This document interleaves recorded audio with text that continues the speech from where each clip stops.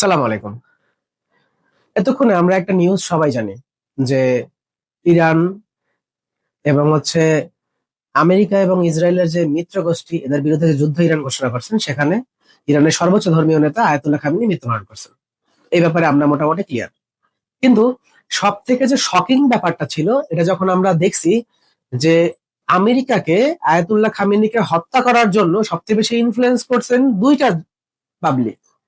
একটা হচ্ছে নেতানিয়াহু, কারণ তার তো ভ্যালিড রিজন আছে, সে একজন ইহুদি এবং সে চায় ইসরায়েলকে আরো বড় করতে, ফিলিস্তিনকে দখল করতে, আল আকসার দখল নিতে। কিন্তু যখন আপনি বিপরীত নামটা শুনবেন যে সেটা সৌদির যুবরাজ, তখন আপনি আসলে আকাশ থেকে পড়ে যাবেন যে এই লোক যখন জানে বুঝে যে ইসরায়েল যদি সুপার পাওয়ারে চলে যাবে, ইসরায়েল যদি পুরো ফুল ফ্রিডম পায়, তাদের প্রতিরোধ না করা হয়, তারা বাইতুল্লাহ আল আকসাকে দখল করে নেবে। সে জানে, তাও সে চাইছে কি ইরানের সর্বোচ্চ নেতার মৃত্যু, এবং সেই জন্য আমেরিকা ইনফ্লুয়েন্স করছে, তার সব এয়ারবেস খুলে দিছে, তার সব আকাশ সীমা ওপেন করে দিছে। সেম গোষ্ঠ কাতারও সেম কাজ করছে। তো আমরা আমাদের মুসলিমদের মধ্যে ইউনিটি নাই। মুসলিম বড় বড় নেতাগুলারা তারা অলওয়েজ নিজেদের ক্ষমতাকে দীর্ঘায়িত করার জন্য তারা কি এই পশ্চিমা বিশ্বের পাচাটে তাদের সংস্কৃতি অ্যাডপ্ট করতেছে। দেখবেন ওই যে আপনি সৌদি আরবে এখন যাবেন, দুবাইয়ে যান, সৌদির সবথেকে বড় শহর দুবাই, সেখানে যান, বা আপনি কাতারে যান, আপনি নামে মুসলমান পাবেন, কাজে মুসলমান পাবেন না। কারণ তারা এখন পশ্চিমা বিশ্বের সংস্কৃতিকে আঁকড়ে ধরছে। ইরান যে সবগুলো দেশের উপরে হামলা করছে, এটা আপনার কাছে ভ্যালিড মনে হয় না? দেখবেন কিছু লোক, কিছু বাঙালি কিছু মানে গালি আসতেছে, এখন গালি তো দিতে মনে চাইতেছে না, বাঙালি কিছু ওইটাই, এইসব লোকেরা এরা বলে আইসা যে ইরান কেন করতেছে, ইরানের তো স্বার্থ আছে। ইরানের সর্বোচ্চ স্বার্থ কি হইতে পারে? ইরান থেকে ইসরায়েলের দূরত্ব কত বড়, মাঝখানে কত ভূমি, কি স্বার্থ হইতে পারে ইরান? ইরান চাইছে যে তারা মুসলিম বিশ্বের সুপার পাওয়ার হোক। সমস্যা কথা হইলে তারা তো মুসলিম বিশ্বকে রক্ষা করতে চাইছে, তাই না? তাতে সমস্যা কোন জায়গায়? কিন্তু বাকিদের মাথা ব্যথার কারণ হয়ে গেছে ইরান কেন মুসলিম বিশ্বের সুপার পাওয়ার হবে। ইরান কিন্তু পিছনে হাঁটে নাই, ইনশাল্লাহ পিছনে হাঁটবেও না। ইরান সবগুলো এয়ারবেস যেগুলাতে পশ্চিমা আমেরিকারে সাপোর্ট করে যে এয়ারবেস গুলো ওপেন করে দিছিল বাকি বাকি মুসলিম দেশগুলো, সে সবগুলো ঘাঁটিতে আঘাত করছে কি ইরান। সবচেয়ে ইন্টারেস্টিং ফ্যাক্টর হলো, যেই সাহস দুনিয়ার কেউ করে নাই, যে আব্রাহাম লিঙ্কন এয়ারক্রাফট যেটা আছে আমেরিকার, সেইখানে মিসাইল হামলা করছে ইরান। ইরান দেখাইছে আমাদের গার্ডস কতখানি। এখন আপনি অবাক হইতে পারেন যে ইরানের মধ্যেও তো মানুষ আয়াতুল্লাহ খামিনির মৃত্যু নিয়ে লাফালাফি করছে, ইরানও শাহবাগী আছে, অবশ্যই আছে।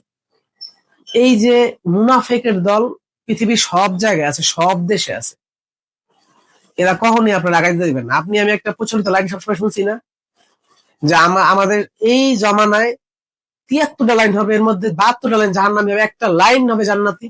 মানে আপনি আমি বিশেষ করে আমি তো একটা অলওয়েজ মনে করতাম যে ৭২টা লাইন কেমনি হয়, এত মানুষের মধ্যে ৭১টা একটা লাইন মাত্র যাবে জান্নাতে, বাকি ৭২টা লাইন যাবে জাহান্নামে।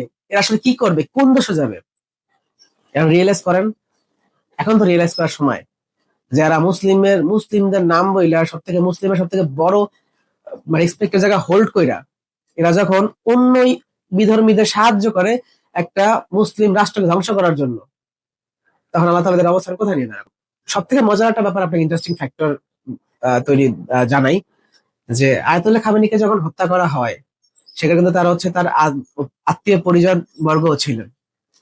একটা মিডিয়া নিউজ লিক হয়েছে আজকে দুপুরের দিকে, সেখানে বলা হয়েছে যে আয়াতুল্লাহ খামেনিকে হত্যার জন্য মূলত আমেরিকার ট্রাপ তৈরি করছিলেন, যে ট্রাপটা আমেরিকা এর আগে হিজবুল্লাহ যে প্রধান ছিলেন তাকে মারার জন্য ব্যবহার করছিলেন। ট্রাপটা এমন যে আমেরিকা আপনাকে এমন একটা প্রপোজাল দিবে, যে প্রপোজালটাকে আপনি ডিনাই করতে পারবেন না, যেটা নিয়ে আপনি আপনার বাকি সব সুপার পাওয়ার যারা আছে এদেরকে নিয়ে বসে যখন আপনি আলোচনা করবেন এবং সিদ্ধান্ত নেওয়ার চিন্তা ভাবনা করবেন, ঠিক ওই জায়গাতেই, ওই ঘরটার মধ্যে, ওই স্থানের মধ্যেই আমেরিকা তখন হামলা করবে। ঠিক সেম ট্রাপটা আমেরিকা অ্যাপ্লাই করছে আয়াতুল্লাহ খামেনির ক্ষেত্রে।